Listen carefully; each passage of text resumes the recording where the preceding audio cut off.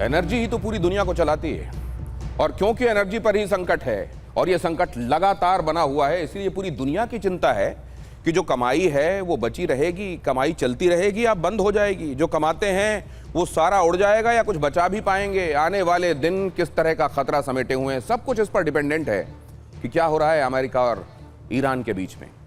ये और आगे कितना ज्यादा बढ़ने वाला है। क्या ये जो कहा जा रहा है कि हवाई हमले कर करके ट्रंप अब थक चुके हैं, अब वो ग्राउंड ऑपरेशन शुरू करने वाले हैं, क्या ये बात सच है?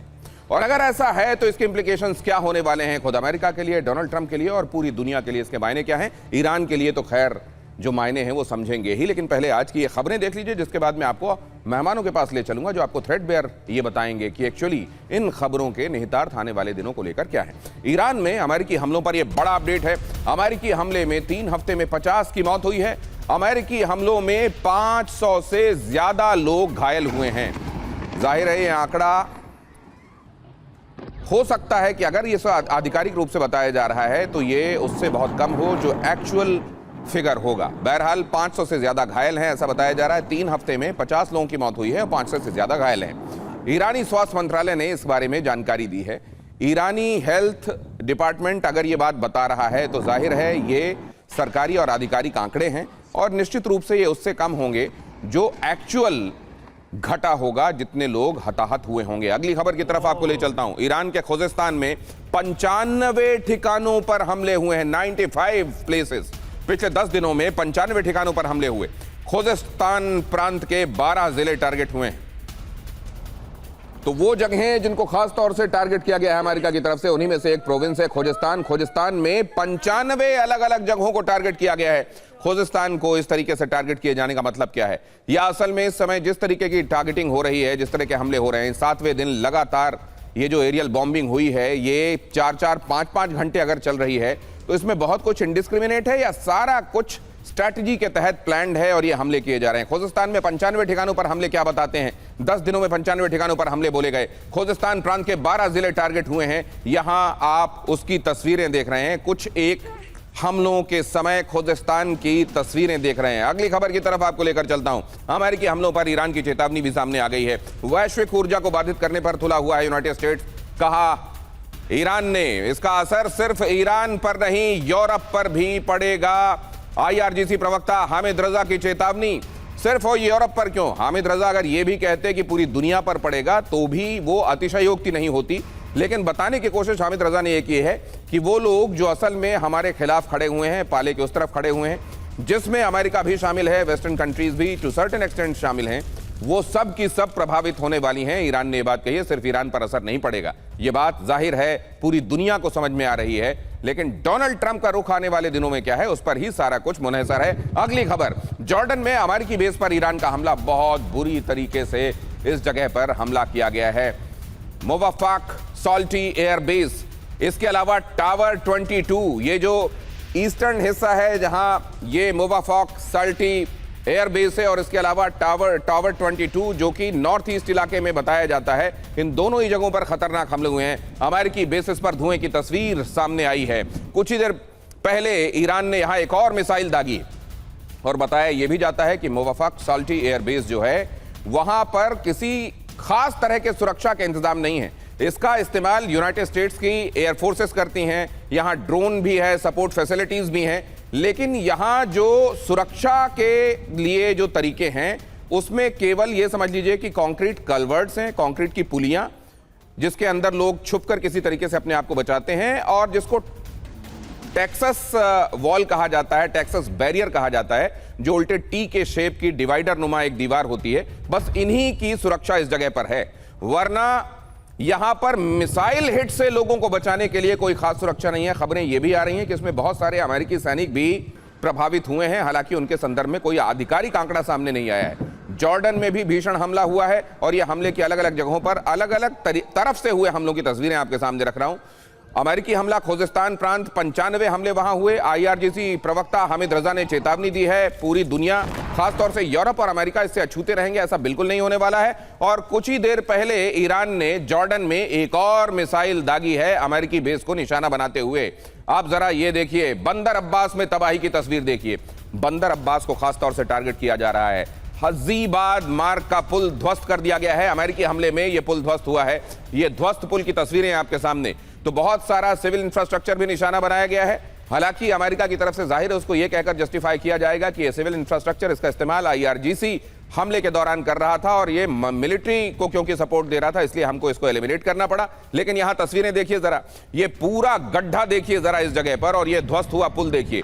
रोड में बड़ा सा, जो पुल की रोड थी, बड़ा सा गड्ढा आपको दिखाई दे रहा है, और ये पुल बीच का पूरा हिस्सा टूटा हुआ है। धसी हुई गाड़ी ये बता रही है कि जिस समय यहां से गुजर रही थी उसे नहीं मालूम था कि ये जगह आइडेंटिफाई की जा चुकी है टारगेट के तौर पर अमेरिका की तरफ से। बंदर अब्बास के करीब ये पुल जो ध्वस्त हुआ है, इस तरह के कई पुल ध्वस्त किए गए हैं। कम से कम आधा दर्जन पुल ईरान के ध्वस्त हुए हैं अलग अलग जगहों पर, और उन्हीं में से एक पुल ये भी बंदर अब्बास के करीब। भीषण हमला अमेरिका का। हर दिन 4 से 5 घंटे एवरेज, कभी ये 3.5 घंटे, कभी ये 5 घंटे, कभी 6 घंटे, लेकिन अगर एवरेज देखें पिछले 7 दिनों का, तो एवरेज बॉम्बिंग जो हुई है, एवरेज इन जगहों पर जो हमले हुए हैं ईरान की इन तमाम अलग अलग जगहों पर, वो 4 से 5 घंटे हुए हैं।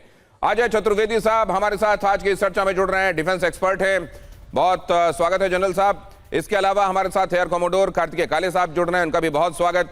प्रोफेसर अमिताभ सिंह मेरे साथ यहाँ स्टूडियो में मौजूद हैं, उनका बहुत स्वागत। पूर्णिमा नाथ, राजनीतिक विश्लेषक, अमेरिका से हमको ज्वाइन करेंगे, अमेरिका क्या सोच रहा है हमको बताएंगे। और मुकेश कौशिक जी, विदेश मामलों के संदर्भ में अथॉरिटी माने जाते हैं पत्रकार के तौर पर, वो भी हमारे साथ ताइवान से इस वक्त जुड़े हुए हैं। सबका स्वागत करते हुए जरा ये खबर दिखा दूं आपको, ईरान पर 7वें दिन भी अमेरिकी हमले जारी रहे। अमेरिका ने सिरिक में भीषण बमबारी की, ईरान के लार शहर में भी हमला हुआ, ईरान के बंदर अब्बास में भी हमला हुआ। हमले की कुछ एक तस्वीरें मैं आपको पहले दिखा चुका हूं, और यहां पर ये तस्वीरें 7वें दिन भी चलने वाले इन हमलों के मुतालिक। एवरेज 4 घंटे इन जगहों पर अटैक, हर दिन होने वाले अटैक अमेरिका की किस तरह की स्ट्रेटजी के बारे में बताते हैं जनरल चतुर्वेदी के पास। सबसे पहले यह सवाल लेकर, क्या चल रहा है अमेरिका के दिमाग में, अगर डिकोड करना चाहें इन हमलों के पैटर्न को देखते हुए जनरल साहब? देखिए, जो ये अटैक, एयर अटैक्स चल रहे हैं, आपने पहले बताया कुर्दिस्तान, दूसरा आपने बताया बंदर अब्बास, तो और तीसरा जो आज के न्यूज़पेपर्स वगैरह में आ रहा है कि चाबहार, ये मेनली उनके टारगेट हैं। एंड अगर आप इनको तीनों को गौर से देखो, कुर्दिस्तान जो है उनके नॉर्थ वेस्ट में है, और जहाँ से कि वो टर्की से कनेक्ट करता है, तो जो कुर्द्स हैं, जो उनको वो जो किसी तरह का सपोर्ट मिल सकता था, वो उनको तोड़ने की कोशिश है। बंदर अब्बास अगर आप गौर करो, बिल्कुल हॉर्मुज़ के माउथ के ऊपर है। तो बंदर अब्बास अगर बंद हो गया, तो जो नॉर्थ साइड में है, तो जो नॉर्थ की जो सी लेन है वो इम्पैक्ट हो जाएगी, जो कि ईरान के लिए मुफीद है। जहाँ तक चाबहार का है, जिससे कि आपका INSTC रूट को नुकसान पहुँचेगा, जिससे कि जो सेंट्रल एशिया को जो कि जाता है, और जो कि ईरान का एक बहुत बड़ा सपोर्ट बेस है। तो मेरे ख्याल से ये पूरा का पूरा जो तरकीब US की है, वो जो है ज़्यादा से ज़्यादा उस सपोर्ट बेस ईरान को नष्ट करने की है। साथ ही अगर जो गल्फ से ऑयल की सप्लाई बंद होती है, तो अमेरिका को तो कोई नुकसान नहीं होगा, क्योंकि उनका तो और ज़्यादा ऑयल बिकेगा। तो ये जो है, उसको जो ईरान का नुकसान होगा, अरब कंट्रीज़ का नुकसान होगा, अमेरिका को नुकसान नहीं होगा। तो ये जो चीज़ है, ये इस तरह से, क्योंकि उसने रियलाइज़ किया है कि जो इनकी फास्ट अटैक बोट्स हैं, या इनके जो सपोर्ट बेस में हूटी और हिजबुल्लाह हैं, हूटीज पर्टिकुलरली, वो रेड सी को बंद करेंगे, जिससे कि जो ईस्ट वेस्ट वाली पाइपलाइन है सऊदी अरेबिया की, उसके ऑपरेशंस में इम्पेक्ट होगा, यानूब पे जो जाके मिलती है। इसी तरह जो फुजेरा को जा रही है हबशान से, उस पर इम्पेक्ट पड़ेगा। तो इस तरीके से ये जो कर रहे हैं अमेरिकन्स, इनका एम सिंपली जो है वो इस तरह से पोजीशन करना कि ईरान का सपोर्ट बेस नष्ट किया जाए। और जबकि ईरान का जो पूरा उद्देश्य ये है कि ज़्यादा से ज़्यादा उन बेसिस को नुकसान पहुंचाया जाए जिनसे कि अमेरिकन सपोर्ट उनको अमेरिका को मिलता है। राइट।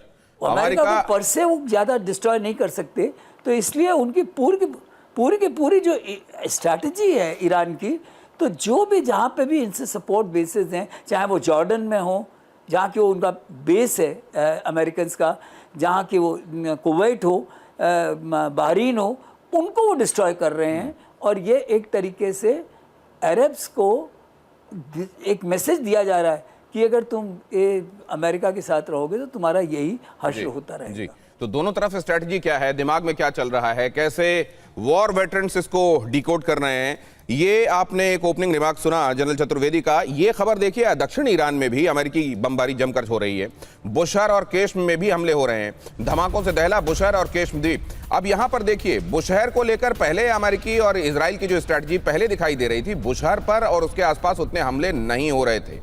अब ये हमले इतने इंटेंस क्यों हो गए हैं? खास तौर से ये देखते हुए कि यहां न्यूक्लियर फैसिलिटीज हैं, ये देखते हुए कि यहां का जो कामकाज है वो रुस्तम भी देखता रहा है, जो कि आप जानते हैं न्यूक्लियर मामलों की एजेंसी है रशिया के अंदर। यहां इन जगहों को खास तौर से टारगेट किया जाना, इसको कैसे देखा जाएगा, ये समझते हैं जरा। कॉमोडोर काले, आप कैसे देखते हैं इसको? दिनेश जी, एक तो धन्यवाद, thank you for calling me for this show. और सेकंड बात यह है कि जनरल साहब ने ब्रॉडली बता दिया है कि एक्चुअली दोनों के दिमाग में क्या है, परंतु टारगेटिंग देखते हुए मैं बस ये कहना चाहता हूं कि यूनाइटेड स्टेट्स ने अपना फोकस, देखिए इस वॉर में सेंटर ऑफ ग्रेविटी इनिशियली जो है वो सिविल रेजिम को माना जा रहा था, फिर वो पॉपुलेशन को माना जा रहा था, उसके साथ साथ न्यूक्लियर इंस्टॉलेशंस भी मिलिटरीली एक सेंटर ऑफ ग्रेविटी थे। परंतु अब लगता है कि सेंटर ऑफ ग्रेविटी उसने इकोनॉमिक टारगेट्स के ऊपर ज्यादा फोकस कर रहा है एंड सिविलियन इंफ्रास्ट्रक्चर के ऊपर। बेसिकली ईरान की पॉपुलेशन की मुश्किलों को बढ़ा रहे हैं। और जब मैं पिछली बार आपके चैनल पे आया था तब मैंने ये डिस्कस किया था कि उनके दिमाग में दो ऑप्शंस थे। एक ऑप्शन ये है to go all out, that means कि आप जमीनी लड़ाई लड़ें, आप जो है न्यूक्लियर इंस्टॉलेशंस पे और तेज हमला करें, आप आईआरजीसी के लोगों को चुन चुन के मारें। और दूसरा ये है कि इकोनॉमिक ब्लॉकेज जो ईरान के ऊपर बहुत प्रेशर में है इस समय, ईरान की पॉपुलेशन, उस ईरान की पॉपुलेशन के ऊपर प्रेशर कंटिन्यूअसली मैनिपुलेट करके बढ़ाया जाए। तो देखिए उन्होंने एक्चुअली ये दोनों काम वो एक साथ कर रहे हैं। और जबकि मेरे मानना ये है कि फोकस इस समय मोर इकोनॉमिक टारगेट्स पे है, इसलिए केश्म और इसलिए आपने वो भी सुना होगा कि उन्होंने जो है बंदर अब्बास पे जो हमले हैं ये सब उनके इकोनॉमिक है। और साथ में स्पेशली जो है अब टारगेटिंग जो है वो खर्ग आइलैंड पे भी हो सकती है। खर्ग आइलैंड पे काफी डिस्ट्रक्शन पहले ही हो चुका है और खर्ग आइलैंड की ऑक्यूपेशन की बात जो अभी ट्रंप ने कल ही करी है वो भी जो है एक इंडिकेटर है कि उनका फोकस जो है अब इकोनॉमिक टारगेटिंग पे है। अब ईरान को घुटनों पे लाना है किसी भी तरीके से। और सेकंड, उन्होंने न्यूक्लियर ऑप्शन के लिए तो बोला ही है कि वो पिकैक्स माउंटेन को भी आई कर रहे हैं, वो देख रहे हैं पिकैक्स माउंटेन को किस तरह से ध्वस्त किया जाए। परंतु सर अब इसी में सवाल यह है, पिकैक्स वाला भी जब आप बात कर रहे हैं कि ग्राउंड ऑपरेशंस किस जगह पर किस जंक्चर में इंट्रोड्यूस होंगे नहीं होंगे, खासतौर से जब मार्क एस्पर जैसे लोग भी ये कहने लगे हैं कि ये सिर्फ हवाई हमले करते रहने से कुछ होने वाला नहीं है जब तक ग्राउंड ऑपरेशंस नहीं किए जाएंगे। ईरान के यज़्द शहर में भी प्रहार, यज़्द में सुने गए 5 जोरदार धमाके, देखिए जरा तस्वीरें। यूनाइटेड स्टेट्स ने यज़्द माउंटेन को किया टारगेट, यज़्द माउंटेन पार्ट्स को टारगेट करते हुए ये हमले किए गए हैं। अप्रैल के बाद ईरान के अंदर ये बड़ा हमला किया गया है। अब जरा ये भी देखिए 7वें दिन कहां कहां हमला ट्रंप की तरफ से बोला गया है, इसके मायने अभी ब्रॉडली इसको डिकोड कर दिया गया है। कुछ और इसकी बारीकियां समझने से पहले जरा देखिए क्या वाकई ये हवाई हमले जो हर दिन 4-4, 5-5 घंटे चल रहे हैं ये अभी जारी रहेंगे, इनका एक लंबा सिलसिला देखने को मिलेगा, या अब ये कंक्लूड करने वाले हैं, इन्होंने एक रास्ता बना दिया है और अब बहुत जल्द ग्राउंड ऑपरेशंस देखने को मिलेंगे। यहां देखिए सिर एक कॉमर्शियल पोर्ट पर हमला हुआ, 7वें दिन की बात कर रहा हूं मैं। बंदर अब्बास 7 पुल तबाह कर दिए गए हैं। लार आईआरजीसी बेस पर भीषण बमबारी यहां की गई है। ये जो हमले हैं, अहवाज एरोस्पेस बेस की बिल्डिंग ध्वस्त कर दी गई। यज़्द अप्रैल के बाद पहली बार बमबारी की गई। केश्मदीप radar system, military depot target किए गए और उनको नष्ट किया गया। बुशहर में नेवी बेस और रॉकेट लॉन्च साइट तबाह की गई। प्रोफेसर अमिताभ, इन हमलों में आपका नजरिया क्या देख रहा है? ग्राउंड ऑपरेशंस कितनी दूर है? देखिए दिनेश, अगर ग्राउंड ऑपरेशन करना होता ये शुरू में उसका हिंट कर दिए होते और यहाँ तक स्थिति आती नहीं। ट्रंप इस समय वो जानते हैं कि ग्राउंड ऑपरेशंस और जब बॉडी बैग्स अमेरिका जाने लगेंगे तो वहाँ के लोग कैसे रिएक्ट करेंगे। तो इस बात के लिए हर अमेरिकन प्रेसिडेंट बहुत सस्पेक्टेड रहा है कि ऐसा कर सकते हैं कि नहीं। मुझे नहीं लगता है ground operation, at least present operation जो चल रहे हैं, ना उनकी तैयारी हो रही है उस तरह की जैसे पहले हुई थी युद्ध के पहले, ना आगे वैसा कुछ सोच रहे हैं। लेकिन मुझे ये लग रहा है कि इनका 3 फोल्ड ऑब्जेक्टिव है। पहला, इन्होंने सिविलियन लीडरशिप को पूरी तरह से खत्म किया था जो खामेनी और लोग मारे गए थे। दूसरा, इनका जो सिविलियन इंफ्रास्ट्रक्चर है, जिसकी बार बार वो चर्चा करते रहे हैं, जिसको यूएन और अन्य तमाम इंटरनेशनल एजेंसियां अपोज कर रही हैं, उस पर भी अटैक करेंगे। और जैसा पहले भी स्पीकर्स ने बताया कि इनके जितने भी वैसे इस्टेब्लिशमेंट जहां से हॉर्मुज स्ट्रेट में आने वाली ट्रैफिक को रोका जा सकता है, वहां पर अटैक कर रहे हैं। तो मुझे लग रहा है, और सबसे इंपॉर्टेंट है, न्यूक्लियर इंस्टॉलेशंस पर इनकी अभी भी नज़र है। बुशहर में और पिकेक माउंटेन, जैसा काले साहब जिक्र कर रहे थे, वो सारे इंस्टॉलेशंस पे ये करेंगे। लेकिन boots on the ground forces मुझे नहीं लगता है ये भेजेंगे, और जब तक नहीं भेजेंगे तब तक ये युद्ध कंक्लूसिव फेज में नहीं आएगा और ईरानियंस लड़ते रहेंगे। ईरानियंस में बहुत गुस्सा है इस समय, अगर देखा जाए उनको लग रहा है कि शायद बीच में इन्होंने युद्ध रोककर अमेरिका को एक फतह दे दी है, या एमओयू साइन कर अमेरिका से इन्होंने कॉम्प्रोमाइज कर लिया है। लेकिन वहां की जनता इस समय पूरी तरह लड़ाई के लिए तैयार है, और मुझे लग रहा है आने वाले दिन में जितने भी इनके इंस्टॉलेशंस, खासकर हॉर्मुज को जो ब्लॉक करते हैं, उनको डिमोलिश करते रहेंगे। ऑयल इंस्टॉलेशंस को वो डिमोलिश करेंगे, लेकिन जो सप्लाईज है उनको नहीं रोकेंगे। ये भी बड़ा इंपॉर्टेंट है। खर्ग आइलैंड को जैसे पहले भी इन्होंने अटैक किया था, लेकिन उसके जो सप्लाई चेन जो पूरी बनी हुई थी, उनको इन्होंने डिमोलिश नहीं किया था। तो यहां पर इन्होंने बड़ा क्लियर ऑब्जेक्टिव है, इकोनॉमिकली ईरान को क्रिपल करना है, लेकिन ऐसे बना के रखना है कि अगर बाद में कॉम्प्रोमाइज भी हो तो तेल वो बेचता रहे, और तेल के दामों में दुनिया में और खासकर अमेरिकन कंज्यूमर्स को उसका फर्क नहीं पड़े। ये एक बहुत इंपॉर्टेंट पॉइंट रहेगा दिनेश जी। क्या यही नजरिया असल में समझा जा रहा है कि सबसे ज्यादा एक बड़ी संभावना है? क्या इसी तरीके से डॉट्स को कनेक्ट किया जाना चाहिए और इसी तरीके से चीजें आने वाले दिनों में कल्मिनेट होने वाली हैं क्या? पूर्णिमा जी के पास जाने से पहले जरा ये खबर देखिए, ईरान पर सबसे बड़े हमलों की तैयारी। इजराइल में रिफ्यूलिंग जेट की तैनाती बढ़ाएगा अमेरिका। हॉर्मुज से आगे पूरे ईरान को दहलाने का प्लान है। सिचुएशन रूम में ट्रंप के सामने रखा गया वॉर प्लान। अमेरिकी सोर्सेस से एक्सियोस का ये बड़ा दावा, अमेरिकन सोर्सेस को कोट करते हुए एक्सियोस की तरफ से दावा किया जा रहा है। हालांकि एक्सियोस की तरफ से जो रिपोर्ट्स आ रही हैं उसको बहुत ज्यादा इंक्लाइन टुवर्ड्स अमेरिका भी बताया जा रहा है। लेकिन अब जरा ये समझने के लिए पूर्णिमा जी के पास जाने से पहले एक क्विक कमेंट में लेना चाहूंगा मुकेश सैनी साहब का, ये मुकेश कौशिक साहब का। मुकेश कौशिक साहब, ये जो समझा जा रहा है कि ग्राउंड ऑपरेशंस इनएविटेबल हैं, क्या ये होगा? बड़ा डिलेड होगा? ये क्या मिड टर्म के बाद अमेरिका में ये कोई ऑप्शन सोचा जाएगा, या वो लोग जो कह रहे हैं इनएविटेबल हैं वो असल में समझते नहीं कि अमेरिका कभी ऐसा नहीं करेगा कि उसको बहुत बड़ा नुकसान उसके सैनिकों को पहुंचे किसी ग्राउंड ऑपरेशन? नहीं दिनेश, मुझे लगता है कि जो ट्रंप बोलते हैं वो कभी करते नहीं हैं। अगर उन्होंने ये कहा है कि वो ग्राउंड ऑपरेशन कर सकते हैं, हालांकि इस तरह की अनाउंसमेंट अभी आई नहीं है, लेकिन अगर मंशा भी जाहिर की है तो वो किसी और बात की ओर इशारा कर रही है।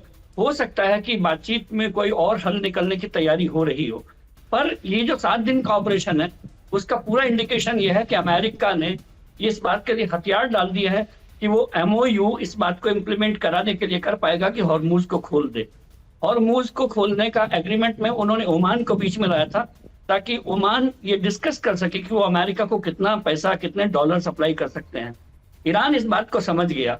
यूरोपीय देशों ने अंकारा में अमेरिका को यह समझाया कि इसमें हमारी भी हिस्सेदारी है, क्योंकि हमारे भी हाथ चल रहे हैं, हमको भी एनर्जी सप्लाई उतनी नहीं मिल पा रही है।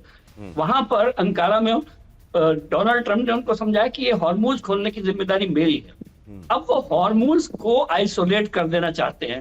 सारा इंफ्रास्ट्रक्चर, वहां के रेलवे पुल जितना भी हॉर्मुज तक आने के रास्ते हैं ईरान की मिलिट्री के, उसको डिग्रेड कर देना चाहते हैं, ताकि हॉर्मुज को किसी भी तरह से अमेरिका खोल दे, मिलिटरीली खोल दे। लेकिन ये बिल्कुल मुंगेरी लाल का हसीन सपना है। किसी भी तरह से आप मिलिटरीली हॉर्मुज को नहीं खोल पाएंगे। अच्छा सर, एक बड़ा इंपॉर्टेंट पॉइंट मैं ये भी समझना चाहता हूँ, बना देगा हॉर्मुज को लेकर। खैर ये तो कि मिलिटरीली ये संभव है कि नहीं, लेकिन उधर इजराइल की भूमिका इस पूरे दौरान, वो उस तरफ लल जो दिखाई दे रहा है। बीच में ये खबरें आई कि वो अपना बेन गुरियन एयरपोर्ट जो है वो रिफ्यूलर्स के लिए नहीं और देना चाहते, क्योंकि वहां 30 से ज्यादा रिफ्यूलर्स ऑलरेडी खड़े हुए हैं। वहां पे ऑलरेडी समर सीजन के लिए टिकट बुक्स हैं, सिविलियन फ्लाइट्स नहीं उतर पा रही हैं। इजराइल ने कह दिया अब और ज्यादा रिफ्यूलर्स यहाँ नहीं उतार सकते हैं। फिर बाद में इसको लेकर जाहिर है और खबरें और पहलू भी आए कि नहीं ऐसा नहीं है, आने वाले दिनों में रिफ्यूलर। ये क्या हो रहा है? इजराइल इस समय क्या अमेरिका के साथ fully on the same page है? अमेरिका जो सोच रहा है उसके लगभग लगभग उधर है, लेकिन ऐसा नहीं है, वो थोड़ा अलग भी सोच रहा है। क्या चल रहा है इजराइल के फ्रंट पे, ये भी आपसे जानेंगे, लेकिन उससे पहले जरा पूर्णिमा जी के पास जाने से पहले 4 घंटे का ऑपरेशन वाला ये सीन, एवरेज अगर आप देखें 7 दिनों में जो बमबारी हुई है या जो एरियल अटैक्स हुए हैं, उसको लेकर जो अंदाजा है वो ये है कि एवरेज ये 4 घंटे हो रहा है। ऑपरेशन एनाकोंडा इसको नाम दिया गया है। इसके तहत ईरान के समुद्री मिसाइल ठिकानों को क्रिपल करना, पंगु बनाना लक्ष्य है। 4 घंटे हमले करके संदेश देना कि अमेरिकी फौज चुप नहीं बैठेगी और वो तय करेगी वक्त क्या होगा, कितनी देर का होगा, कब कब कहां हमला होगा। फाइटर जेट्स के उड़ने की सीमा भी जाहिर है 4-5 घंटे, फिर उसको रिफ्यूलिंग चाहिए होती है। क्या इसलिए भी ये जो एवरेज टाइम दिखाई दे रहा है उसके लिए ये लिमिटेशन भी जिम्मेदार है क्या? हमले के बाद खुफिया एजेंसियां नुकसान की जांच करती हैं और 4 घंटे के हमले के बाद अगले दिन के टारगेट्स की तैयारी होती है, उनको आइडेंटिफाई किया जाता है, स्ट्रेटजी बनाई जाती है और उसको एग्जीक्यूट किया जाता है। यहां पूर्णिमा जी के पास जाकर मैं ये समझना चाहता हूं, पूर्णिमा जी, क्या वहां की जनता, अपने हुक्मरान के बारे में जनता जनरली जानती है दिमाग में चल क्या रहा है? डोनाल्ड ट्रंप के दिमाग में इसको लेकर क्या चल रहा है, अमेरिकन समझ पा रहे हैं क्या? Thank you so much for having me. नमस्ते, जय हिंद दिनेश जी, और आपके पैनलिस्ट को, दर्शकों को भी।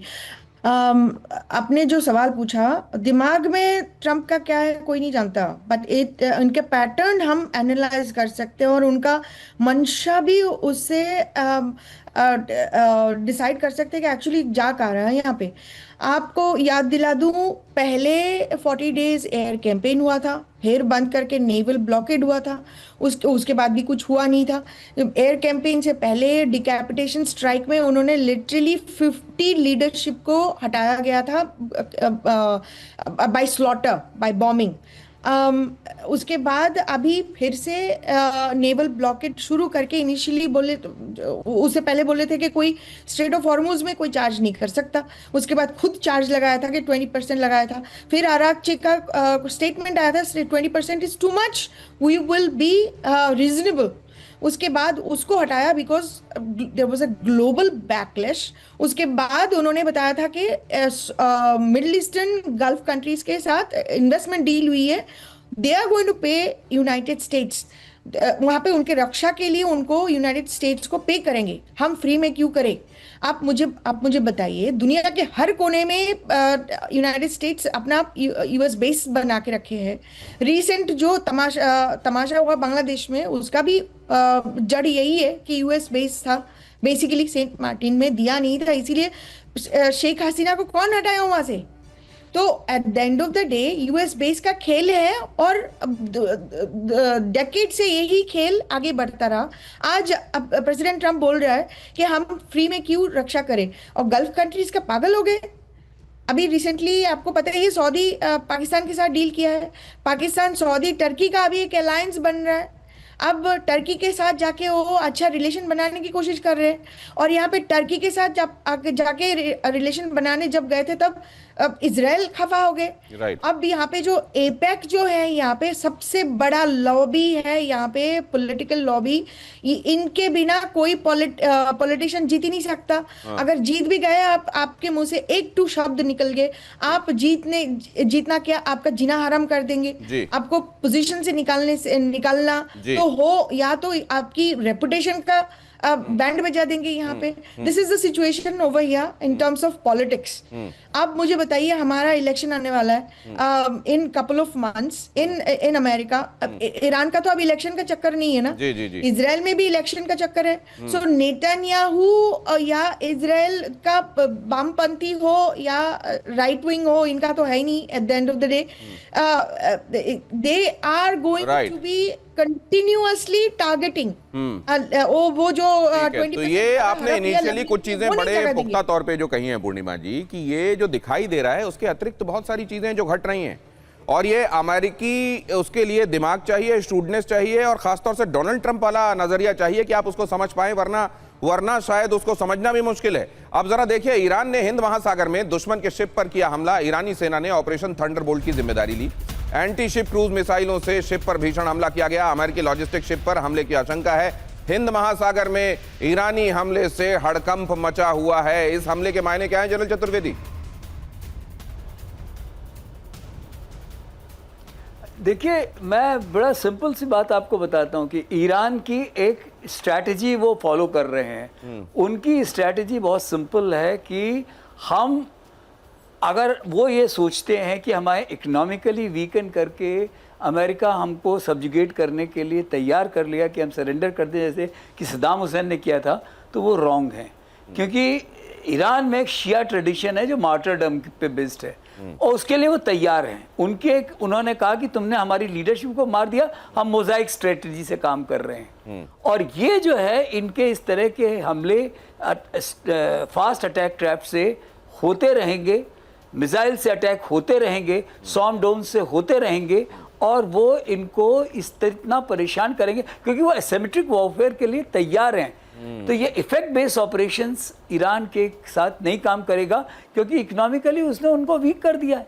कर दिया उसके लिए तैयार है। जो ईरान को रिच कंट्रीज 79 होती से हैं, पूरे जो सैंक्शन, एक महत्वपूर्ण बात आप कह रहे हैं सर, जो रिसोर्स रिच कंट्रीज होती हैं, क्या ये उनके साथ एक तरीके से ब्लेसिंग होती है कि वो रिसोर्सेस हैं उनके आसपास जिसका वो अपने मुश्किल दिनों में इस्तेमाल कर सकते हैं, लेकिन क्या यही बात उनके लिए लिमिटेशन साबित होती है कि वो एसिमेट्रिक वॉरफेयर के हिसाब से अपनी तैयारी नहीं कर पाते?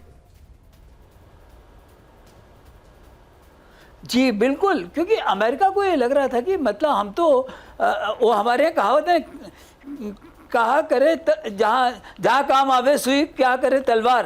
तो ये तो सुई का इस्तेमाल कर रहे हैं अमेरिका को नीडल करने के लिए, तलवार काम कर ही नहीं रही है उनके खिलाफ। आप क्या करोगे? आप मारते रहो, कितने B-52 लाते रहो, कितने आप बॉम्ब छोड़ते रहो, उन्होंने न्यूक्लियर एसिड। तो सर ये ग्राउंड ऑपरेशन कितने पास या दूर हैं? ग्राउंड ऑपरेशन आपके हिसाब से पॉसिबिलिटी है? सॉरी, ग्राउंड ऑपरेशंस नहीं है। For the time being there is no possibility for 2 reasons. एक तो आप ज्योग्राफी समझो, ज्योग्राफी में सर ये फॉर द टाइम बीइंग आप कितना लंबा देंगे? ये विंडो कितना लंबा है? For the time being means till November, beyond November also 2026, 8 months. America को जब तक कोई दूसरा मुर्गा नहीं मिल जाएगा कि जो उसके लिए ग्राउंड ऑपरेशंस के लिए तैयार हो, Americans will not go for, क्योंकि body bag as simple as that, very explicit. और वो जनरल चतुर्वेदी, आपका ये जो अंदाज है, ये इसका बहुत बड़ा मुरीद हूं मैं।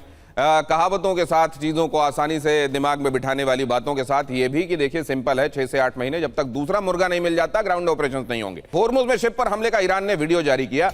ईरानी वार्निंग को नजरअंदाज करने पर एक्शन, नियमों का उल्लंघन करने वाले जहाज पर कार्रवाई। IRGC नेवी की सख्त घेराबंदी की लाइव तस्वीरें, हमलों के बीच होर्मुज में ईरान का शक्ति प्रदर्शन, यहां पर वो भी देख लीजिए। अब जरा ये देखिए अगली खबर, ईरान ने हिंद महासागर में अमेरिकी युद्धपोत को खदेड़ा। ईरान का कोस्ट बेस क्रूज मिसाइलों से बड़ा हमला। ईरानी हमले के बाद अमेरिकी शिप को पीछे हटना पड़ा। मिसाइल रेंज से बाहर भागने के लिए मजबूर अमेरिकी वॉरशिप। समंदर में ईरानी सेना की बड़ी कार्रवाई से बढ़ा तनाव। अब जरा देखिए समुद्र में ईरान की नाकेबंदी, देखिए यहां घटनाएं क्या बता रही हैं, देखिए जरा। ये होर्मुज को लेकर बवाल, ये जगह है जिसको लेकर इस समय बवाल आप देख रहे हैं। होर्मुज में चेतावनी, नजरअंदाज करने पर थाईलैंड के जहाज पर हमला, और यहीं से तो इस बार शुरू हुआ पूरा मामला। इस फेज में होर्मुज में जहाजों को टारगेट इसलिए किया गया क्योंकि जो रूट ईरान की तरफ से तय किया गया था, जहाज उसका पालन नहीं कर रहे थे। उन्होंने ओमान के करीब से जो दूसरा रूट एक बनाया गया उसको फॉलो किया। ईरान ने कहा अगर इस तरीके से होगा तो फिर हम इसको चलने नहीं देंगे। हिंद महासागर में क्रूज मिसाइल से अमेरिकी लॉजिस्टिक शिप पर प्रहार। यहां ईरान ये अंडरलाइन करने पर लगा हुआ है कि होर्मुज में चलेगी किसकी। कोस्ट बेस्ड मिसाइल से हिंद महासागर में यूएस वॉरशिप को खदेड़ा। इस पर्टिकुलर जगह पर अमेरिका हो या ईरान, ये जो घटनाएं हैं केवल ये बताने के लिए कि होर्मुज है किसका। रिवर्स इंजीनियरिंग से $35,000 में बना अमेरिका का ड्रोन होर्मुज में क्रैश। 5वीं घटना, होर्मुज में ईरानी सी माइंस की चपेट में आकर 2 विशाल तेल टैंकर तबाह। होर्मुज में किसकी चलेगी? होर्मुज को आखिर कंट्रोल कौन करेगा? आज के जमाने में जब यह कहा जाता है कि वो जो जियोग्राफिकल एडवांटेजेस होते थे पहले के जमाने में, ज्यादा उसको आप मानते थे कि ये वाकई एडवांटेजेस हैं। आज के जमाने में वो लागू नहीं होते। जब लोगों के पास इंटरकॉन्टिनेंटल बैलिस्टिक मिसाइल्स तक हैं, क्या वाकई अमेरिका पर ये उसकी ताकत के साथ ये लागू है, या जियोग्राफी, भूगोल तो आज भी काम करेगा, होर्मुज में ईरान की चलेगी? प्रोफेसर अमिताभ। बिल्कुल, कभी कभी भूगोल को भी हमको बहुत इंपॉर्टेंट मानना चाहिए। जैसे एक मैं एग्जांपल ही दूं, यूक्रेन रशिया वॉर में आप देख रहे हैं, हम कह रहे थे कि रूस बहुत बड़ा है, उसको तबाह करना यूक्रेन के बस का नहीं है। वही ज्योग्राफी आज उनके लिए एक डिफिकल्ट प्रोपोजिशन हो गई है, दूर दूर तक ड्रोन्स अटैक किए जा रहे हैं। यहाँ पर भी वही है, अमेरिकन ग्राउंड ट्रूप्स जब उतारेंगे तो आप समझ रहे हैं तुर्की के बॉर्डर से लेके पाकिस्तान के बॉर्डर तक वो कहाँ कहाँ उन पर डोमिनेट कर पाएंगे। आधा तो डेजर्ट है और जहाँ पॉपुलेशन है वहाँ ऑलरेडी इनकी बहुत तबाही हो चुकी है। ज्योग्राफी के हिसाब से अगर देखा जाए, ईरान कंट्रोल तो नहीं कर पाएगा, लेकिन ये तो जरूर एक टेरर तो जरूर फैला सकता है उन होर्मुज में, उन जहाजों पर। और आपने देखा होगा कैसे प्रिसीजन स्ट्राइक हो रहे हैं ड्रोन से। इनके सिर्फ मशीन रूम में तबाही होती है, टैंकरों में आग नहीं लगता है। यानी वो भी उसके इकोनॉमिक पोटेंशियल को समझते हैं कि अगर टैंकरों में आग लग गया तो ऑयल स्पिल होगा और पूरा मटियामेट हो जाएगा होर्मुज का ट्रैवल। तो इस तरह से अगर आप देखें तो ज्योग्राफी के हिसाब से एक डिफरेंट ज्योग्राफी में जाके अमेरिका ऑपरेट कर रहा है, काफी हद तक ऑपरेट कर पाया है। लेकिन उसी ज्योग्राफी में अगर आप देखें तो ईरान से पूरे जीसीसी कंट्रीज एक्सपोज हैं, Bahrain, Qatar, UAE, Saudi Arabia, सब उसके टारगेट पे, और सब जगह वो अटैक कर रहा है। तो ज्योग्राफी तो अल्टीमेट डिसाइडर होता ही है किसी भी वॉर में, लेकिन इसका मतलब ये भी है कि ईरान इस समय ये जान रहा है कि उसी ज्योग्राफी का वो फायदा उठा रहा है। और ये मुझसे आप मान के ले लीजिए, वो हॉर्मुज पर किसी न किसी तरह आने वाले दिनों में भी जो भी एमओयू हो, डील हो, उस पर वो अपना कंट्रोल नहीं छोड़ेगा, क्योंकि उसको एक अल्टीमेट वेपन मिल गया है जो पहले कभी नहीं था। और वही वो एक दुखती रग है अमेरिका की, ट्रंप की, जो वो जान गया है। सर कि पहले भी था, इसके पहले भी होर्मुज को लेकर फ्रेंच से लेकर तमाम लोगों ने कोशिशें की, हमने उन हमलों को टाला, ये जगह हमारी थी, हमारी है, हमारी रहेगी। क्या होर्मुज को लेकर ये दावा क्या मुस्तकिल ईरान पहले भी करता रहा, आज भी कर रहा है और आगे भी करता रहेगा, और भूगोल ही उसके लिए सबसे बड़ा वरदान बनेगा क्या? लेकिन उससे पहले उधर बाबल मंदेब में क्या हो रहा है, ये कहा गया था, और मैं ये आपसे कमोडोर काले आपसे जानना चाहूंगा, ये कहा गया था कि जैसे ही हमारे सिविलियन इंफ्रास्ट्रक्चर को निशाना बनाया जाएगा, हम हुतीस को गो हेड देते हैं कि वो जाकर बाबल मंदेब को चोक करने। क्या ये हो रहा है लेकिन पार्शियली हो रहा है, या इसको धीरे धीरे एस्केलेट करेंगे? क्योंकि एकदम से अगर ये कर देंगे तो जाहिर है वो तमाम पत्ते अपने एक साथ खेलने वाली गलती नहीं करेंगे। देखिए, इंफॉर्मेशन तो यही है कि ईरानी लोगों ने और आईआरजीसी के कंट्रोल में यमन में जो हुतीज हैं वो अटैक करेंगे। परंतु देखिए, इसमें समय लग रहा है, और समय इसलिए लग रहा है क्योंकि उनके जो लैंड रूट्स वगैरह ब्लॉक कर दिए थे, प्लस खबर ये भी थी कि गल्फ कंट्रीज की तरफ से काफी पैसा उनको खिलाया गया है ताकि वो ये सब ना करें। तो इसमें थोड़ा सा समय तो जरूर लगेगा। और साथ में ये भी प्रॉब्लम हो गई थी कि लॉजिस्टिक्स सप्लाईज जो उनको पहुंचनी थी हुतीज को, मिसाइल्स वगैरह की, वो भी अमेरिका ने बहुत डिसरप्ट करी हैं। आपको याद होगा कि एक एयरबेस पे भी हमला किया था सऊदी अरेबिया ने, जब कोई एयरक्राफ्ट का, ईरान का एयरक्राफ्ट वहां लैंड करने वाला था। तो ये सब बेसिकली इंडिकेटर्स थे कि इंटेलिजेंस को इन्फॉर्मेशन है कि अब हुतीज को एक्टिवेट किया जाएगा और बाबल मंडेब जो स्ट्रेट है उसको बंद करने की कोशिश करेंगे। अगर करते हैं तो देखिए, जो सेकेंडरी रूट था जो सऊदी यूज कर रहा था और कुछ और कंट्रीज यूज कर रहे थे सऊदी के साथ मिलके, वहां से ट्रैफिक अराउंड 7% जो ऑयल सप्लाई है वहां से निकलता है, तो वो भी ब्लॉक होगा एंड डेफिनेटली उसके साथ मुश्किलें और बढ़ जाएंगी। परंतु याद रखिए, हुतीज एक बहुत सब्सटैंशियल फोर्स नहीं है। अभी आपने आपके एक रिमार्क में एक बात महत्वपूर्ण कही सर, आपने कहा कि उनको उधर गल्फ कंट्रीज की तरफ से भी पैसे खिलाए गए। तो ये जो प्रॉक्सीज हैं, ये जो हमास, हिजबुल्लाह, हूती जिनके नाम लिए जाते हैं, क्या ये आइडियोलॉजिकली एफिलिएटेड हैं या ये मर्सनरीज हैं जो पैसा देगा उनकी तरफ से लड़ेंगे? देखिए, आइडियोलॉजिकली तो मोटिवेटेड हैं टू अ सर्टेन एक्सटेंट, और पैसा भी एक मोटिवेशन है। तो आप ये मान के चलिए कि दोनों तरफ से ये एक बैलेंस बनाते हैं, जहां से पैसा मिल रहा है तब तक रोक सकते हैं तो रोक लेते हैं, और उसके बाद फिर आइडियोलॉजिकल मोटिवेशन। इस समय खबर ये है कि आईआरजीसी के कमांडर्स जो यमन में है वो अब जो है चार्ज ले रहे हैं हुतीज के मिसाइल आर्सेनल का, वो अटैक करेंगे। तो थोड़ा सीरियस इस बात को देखा जा रहा है। पिछले कुछ महीनों में इस बात को सीरियसली नहीं लिया गया था। अब अगली खबर देखिए, जॉर्डन से इस वक्त की सबसे विध्वंसक खबर, सबसे विध्वंसक वीडियो आपके सामने। जॉर्डन में अमेरिकी बेसिस पर बड़ा हमला, ईरान का मिसाइल और ड्रोन अटैक यहां देखने को मिला। ये देखिए, भीषण हमला हुआ है, एक बड़ा हिस्सा है यहां, और मुझे लगता है ये वही मुवफ़्फ़क़ अल-साल्टी बेस है जहां पर ये हमला किया गया है। वैसे टावर 22 को भी छोड़ा नहीं गया है, वहां भी हमले हुए हैं, लेकिन ये मुझे लगता है ये मेजर बेस है, और जहां पर ये हमला हुआ है, भीषण लपटें, धुआं, हमले के बाद अमेरिकी बेस पर बड़ा हिस्सा है जो आग की चपेट में है। अब सवाल यह है कि यहां पर यह भी बताया जा रहा है कि अमेरिका के सैनिक हताहत हुए हैं। हालांकि इस बारे में आधिकारिक रूप से कुछ नहीं कहा गया है, लेकिन मुकेश कौशिक साहब, बताया यह जाता है कि इस जगह पर सिक्योरिटी के वैसे बंदोबस्त नहीं है। ईरान के पास मिसाइलें हैं, जनरली वो मिसाइल ही इस्तेमाल करेगा, ये तो ओपन सीक्रेट है। और यहां मिसाइल हिट होने की सिचुएशन में प्रोटेक्ट कैसे किया जाना, उसके लिए कोई सिर्फ कंक्रीट कल्वर्ट्स हैं और टेक्सास बैरियर्स हैं। दिनेश, मुझे लगता है कि जब डोनाल्ड ट्रंप ने ये माइंडलेस फ्यूरी ऑपरेशन शुरू किया था, जिसको वो एपिक फ्यूरी बोलते हैं, तो उन्होंने इसके इतने बड़े आयाम नहीं सोचे थे कि हमारे को कितना नुकसान हो सकता है।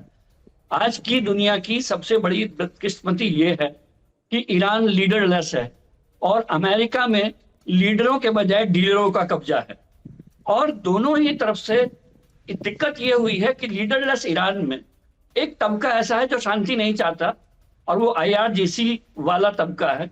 वो नहीं चाहता कि सिविलियन लीडरशिप इसको बातचीत से हल कर ले, और अगर वो हल कर लेगी तो उनका कमजोर पक्ष हो जाएगा, IRGC का कब्जा नहीं रह जाएगा और पुरानी ईरान की वही स्थिति हो जाएगी जो इस युद्ध से पहले थी। अमेरिका के भीतर भी ट्रंप एडमिनिस्ट्रेशन में मुझे लगता है कि दरारें हैं। वहां पर डीलरों का जो कब्जा है, वो कुछ डीलर ऐसे हैं जो इस युद्ध को जारी रखने में ही अपनी भलाई समझते हैं, और वो उनको इजराइल का नीचे से, ऊपर से और परोक्ष रूप से समर्थन है। तो लीडरलेस ईरान और डीलरों के कब्जे वाले अमेरिका के बीच जो इस समय चल रहा है, वो ईरान जो वो पूरी दुनिया की बहुत बड़ी बदकिस्मती है। ये मुझे बड़े दिनों तक याद रहेगा सर, एकदम एनग्रेव्ड हो गया दिमाग में। आपने क्या बात कही है, लीडरलेस ईरान और उधर लीडर की जगह डीलर्स, लगता है लीडर्स वाली कुर्सी में बैठे हुए हैं। और ये माइंडलेस फ्यूरी जो शुरू की गई, जिसे एपिक फ्यूरी नाम दिया गया, वो तब नहीं सोचा गया था कि इसके आयाम क्या क्या होंगे, क्योंकि अचानक बिना दिमाग लगाए, बगैर किसी रणनीति के इसे शुरू कर दिया गया था, ये सोचते हुए कि वेनेजुएला के ऑपरेशन मादुरो जैसा ही, बस ये 2 मिनट नूडल जैसा, इसको भी निपटा लेंगे। बहरहाल ये देखिए, अगली खबर बहुत महत्वपूर्ण है। पाकिस्तान में ईरानी राजदूत का बड़ा ऐलान। मतलब पाकिस्तान के भीतर जो ईरान के राजदूत हैं, उन्होंने क्या कहा है, ईरान फिर से युद्ध शुरू करने जा रहा है। हमारे इंफ्रास्ट्रक्चर पर अमेरिकी हमले तेज हुए, यूनाइटेड स्टेट्स हमलों के कारण हम युद्ध शुरू कर रहे हैं। ईरानी राजदूत रेजा अमीरी मोगादम का ऐलान। ये ऐलान इस वक्त क्या बताता है? इस्लामाबाद समझौते की बड़ी चर्चा हो रही थी, पाकिस्तान के भीतर से ऐलान क्या बताता है? और दूसरे ये कि जब रिटेलिएशन हो ही रहा है, तब ये कहना कि हम हमले फिर से शुरू करेंगे क्योंकि हमारे इंफ्रास्ट्रक्चर पर हमला किया जा रहा है, हम युद्ध फिर से शुरू कर रहे हैं। मतलब ये क्या छिटपुट रिटेलिएटरी मिसाइलें दागी जा रही थी अभी तक, अब फुल थ्रॉटल वॉर शुरू किया जाएगा ईरान की तरफ से? जनरल चतुर्वेदी, इसके मायने क्या है? बिल्कुल आवाज नहीं, I can't make out anything. General साहब, आवाज आ रही है आपको? जनरल चतुर्वेदी को मेरी आवाज जाए, देखिए इंश्योर कीजिए उनको, अगर मेरी आवाज नहीं जा रही है तो क्या समस्या आ रही है। तब तक प्रोफेसर अमिताभ, इसके ये क्यों किया जा रहा है, मतलब वहां से क्यों ये बात कही जा रही है? देखिए, हमेशा एक ना डील में या लड़ाई में भी हॉट एंड कोल्ड चलता रहता है। और ईरान के जितने भी, आपने देखा होगा पूरे दुनिया के जितने भी एम्बेसीज हैं, वो कुछ कुछ इस टाइप का शिगुफा छेड़ते रहते हैं। कभी उनका कौंसिल इंडिया में कुछ कहता है, कभी उनका तुर्कमेनिस्तान में कुछ कहता है, कभी रूस से कुछ कहते हैं। ये पाकिस्तान वालों ने छेड़ा है इस समय और उसको प्रोमिनेंस दिया जा रहा है। इनका ये युद्ध कितना और आगे बढ़ा सकते हैं, इनकी कैपेसिटी कितनी है? जितनी कैपेसिटी थी उतना उन्होंने अटैक करके उस पर जो भी करना था वो करके समझ गए कि बियॉन्ड अ पॉइंट वो कुछ नहीं कर सकते, हॉर्मुज को ही पकड़ना है। अगर वो लड़ाई बढ़ाना चाहते हैं तो जाहिर है वो अमेरिका उस पर इनिशिएटिव ले रहा है, वो कितना बड़ा कितने दूर तक जा सकेंगे। लेकिन इस समय जो ईरानी स्ट्रैटेजी है वो सिर्फ यही चाहता है कि जितने भी यूएस के इंटरेस्ट हैं गल्फ कंट्रीज में, उनको खत्म किया जाए। उसके बिला पर जितने भी गल्फ जीसीसी कंट्रीज हैं उनको ये मैसेज दिया जाए कि अमेरिका तुम्हें प्रोटेक्ट नहीं कर सकता है, इसलिए जाहिर है तुम हमसे प्रोटेक्शन लो। तीसरी सबसे इंपॉर्टेंट बात यहाँ पर जो पाकिस्तान में ईरानी राजदूत कह रहे हैं, उनका ये भी कहना है, पाकिस्तानी आवाम को या उनके लीडरशिप को ये मैसेज दे रहे हैं कि जब भी अगला अंडरस्टैंडिंग करने जाइए आप ये समझ लीजिए कि ईरान पीछे नहीं हटेगा। और इस समय ईरान में और पाकिस्तान में जो भी आयतुल्ला खामेनी की जो अंत्येष्टि का जो पूरा एक मजमा जमा हुआ था, उससे वो बहुत एम्बोल्डन हो गए हैं। शायद उनको लगने लगा है कि अब हम ये युद्ध रोक सकते थे और ये कर सकते थे, लेकिन जबरदस्ती रुकवाया गया है। ये चीज को बार बार उस पर एम्फेसाइज किया जा रहा है। ईरान के जो पाकिस्तान के अंदर राजदूत हैं, उन्होंने ये कहा है कि हमारे इंफ्रास्ट्रक्चर को निशाना बनाया जा रहा है, लिहाजा अब हम फिर से युद्ध शुरू करने वाले हैं। जनरल चतुर्वेदी, आपकी निगाह में इस बयान के मायने क्या हैं? देखिए, बिल्कुल सिंपल सी बात है कि जो जैसे मैंने पहले कहा कि अमेरिका का इरादा ये है कि पूरे इफेक्ट बेस्ड ऑपरेशंस करके उनके इंफ्रास्ट्रक्चर को ध्वस्त कर दिया जाए, जिससे जो ऑयल से रेवेन्यू जो वो जनरेट करती है। ईरान ये क्यों कह रहा है? ईरान तो ऑलरेडी युद्ध में है, वो ये क्यों कह रहा है कि अब हम युद्ध शुरू करेंगे? वो तो युद्ध में वो तो मतलब ये दैट्स ए साइकोलॉजिकल थिंग। बड़ा सिंपल सी बात है कि ईरान कह रहा है कि आज हम और दुगना तेजी से युद्ध करेंगे और उसकी टैक्टिक्स बड़ी सिंपल है। तो मेरे ख्याल में आगे आने वाले सालों में लोग फौज में लोग पढ़ेंगे कि अमेरिका एक बड़े देश को कैसे छोटी बेसिक टैक्टिक से मारा जा सकता है। इन्होंने ऑपरेशंस का स्कोप बढ़ा दिया। आपको आयरन डोम 100 अगर मिसाइल को पकड़ सकता है तो उनका 200 मार दो, 200 ड्रोन मार दो, तो कहां वो कर पाएगा? आपने छोटी जो अटैक बोट्स लाए, वो पकड़ में भी नहीं आती, किसी रडार पे नहीं आती, और जा करके उन्होंने एक इंजन पे अटैक किया और जो टैंकर है वो खड़ा हो गया। तो ये चीज जो है एक दहशत पैदा करना, ये एसिमेट्रिक वॉरफेयर उसका ये है, और वो ऐसा ही करता रहेगा। इससे उसको दो फायदे। मैं ये भी सोच रहा हूं कि इस समय जो अरब कंट्रीज हैं, सॉरी सर, आपके पास 30 सेकंड और, प्लीज बात समाप्त कर लीजिए। हाँ, तो वो जो है कि भाई तुम जितना भी है तुम्हारे जो एक डॉलर का एक लड़ाई बहुत तगड़ी है कि जो जितने अरब कंट्रीज को लेकर आप कुछ कह रहे थे, होंगे अमेरिका से। अरब कंट्रीज तो सोच रहे होंगे पहले ये आए कि तुम्हारी जमीन दे तो हम तुमको प्रोटेक्शन देंगे। पहले आके इन्होंने कहा तुम अपनी जमीन दो, हम तुमको प्रोटेक्शन देंगे। बाद में जब उन्होंने दे दिया प्रोटेक्शन के लिए जमीन, तो बोले कि ऐसा है प्रोटेक्शन मुफ्त में क्यों देंगे? तो ये जो वहां चल रहा है वो मिडिल ईस्टर्न कंट्रीज क्या सोच रही होंगी? उसका ये बड़ी खबर है। मैं आपको यही बता रहा हूं कि कुछ साल पहले मुझे भी एक बार मौका मिला था जीसीसी में बातचीत सुनने का और करने का, तो वो ईरान से बिल्कुल घबराए हुए हैं। तब उन्होंने बोला था कि कोई भी देश जो कि उसके न्यूक्लियर वेपन्स को डिस्ट्रॉय कर सकता है, उससे हमें सेव कर सकता है, तो we are prepare to spend any money. लेकिन जो अरब कंट्रीज हैं आज की तारीख में अमेरिका से पूरी तरह से डिसइल्यूशन हो चुके हैं, क्योंकि उनको लग रहा है कि अमेरिका उनको मदद नहीं कर पा रहा और ना कर सकेगा। क्योंकि ये पूरी टैक्टिक्स ईरान की यही है, just to show Arab countries कि भाई साहब ये अमेरिका तुम्हारा कोई मदद नहीं कर सकेगा, तुम हमें हमारी बात सुनो तब तुम। तो ये पूरा डिसएंचेंटमेंट हो गया है या अभी कुछ आंखें खुलनी बाकी हैं? अब भी ये भी एक सवाल है, लेकर अपने पैनलिस्ट के पास जाऊंगा, लेकिन उससे पहले अमेरिकी बेस पर बड़े हमले का काउंटडाउन देखिए। अमेरिका पर सबसे बड़े हमले की तैयारी में है ईरान। ईरान के टारगेट पर अमेरिकी ठिकाने और शिप्स। ईरान को लेकर अमेरिकी खुफिया रिपोर्ट में यह दावा किया गया, हमला करके सैन्य ताकत दिखाना चाहता है ईरान। मतलब जो पाकिस्तान में ईरान के राजदूत ने कहा है, वो ये इस बात का इशारा है कि आने वाले दिनों में ईरान एक बार फिर से अमेरिका को और पूरी दुनिया को यह बताना चाहता है कि उसको समाप्त ना समझा जाए, उसने तो अपनी ताकत आगे के लिए बचा कर रखी थी। अब जरा देखिए यहां ईरान का जवाब नपा तुला अभी तक क्यों दिखाई दे रहा था, प्रपोर्शन में वैसा क्यों नहीं दिखाई दे रहा था जैसा अमेरिका की तरफ से अभी तक हमले किए जाते रहे हैं। चुन चुनकर अमेरिकी ठिकानों पर हमले अभी तक होते रहे हैं। जो दिखाई दे रहा है उसको डिकोड करने की कोशिश करते हैं। ईरान अपने मिसाइल और ड्रोन स्टॉक को बनाए रखना चाहता है ताकि जब फुल थ्रॉटल जाए तो फिर ऐसा ना दिखाई दे कि ईरान के पास अब उसके हथियार ही चुक गए हैं। ईरान पूर्ण युद्ध से बचना भी चाहता रहा है अभी तक, यह बात भी अपने आप में स्पष्ट है। पश्चिम एशिया में अमेरिका की भारी तैनाती, यह डिप्लॉयमेंट ये बताता है कि अगर वो फुल थ्रॉटल जाता है तो उसकी तरफ जो आएगा वो जाहिर है एक बड़ी फ्यूरी हो सकती है। उससे भी अपने आप को बचाने की जुगत में ऐसा किया जा रहा था। आंतरिक स्थिरता और राष्ट्रीय एकता, खासतौर से जब मुल्क इतनी सारी दुश्वारियों से गुजर रहा हो, तब बनाए रखना एक बहुत चुनौती है। होर्मुज पर कंट्रोल और प्रतिबंधों से राहत चाहता है ईरान, और ये तमाम वो फैक्टर्स हैं जो अभी तक जिस प्रपोर्शन में ईरान ने हमला किया है वो उस प्रपोर्शन में क्यों किया, और अब क्यों कह रहा है कि हम अब युद्ध का अब हम युद्ध में उतरेंगे क्योंकि हमारे इंफ्रास्ट्रक्चर पर हमला किया जा रहा है। इसको शायद इससे समझा जा सकता है प्रॉक्सी नेटवर्क की भी सुरक्षा का उसके ऊपर पूरा दबाव है। कूटनीतिक रूप से अलग थलग पड़ने का डर भी अरब में अभी तक वो ये एक बात भी थी जिसको खातिर में लेता रहा है। कोमोडोर काले, आपसे मैं ये समझना चाहता हूं कौन सी वो बात है जिसको अभी तक ज्यादा कंसिडर कर रहा था ईरान, और अब क्या उनमें से कई बातों को किनारे रखकर आगे वो अपना जो गियर है उसको शिफ्ट करने वाला है? देखिए दिनेश जी, मेरा असेसमेंट ये है कि ईरान के पास अब कुछ ज्यादा बचा नहीं है एंड मतलब वो इस समय दोनों फ्रंट्स पे, मिलिट्री फ्रंट पे और इकोनॉमिक फ्रंट पे बहुत प्रेशर में है। देखिए साथ में पॉलिटिकल फ्रंट पे भी अंदर जो लड़ाई चल रही है उसके कारण ईरान कहीं ना कहीं वीक डिसीजंस पे आ गया है।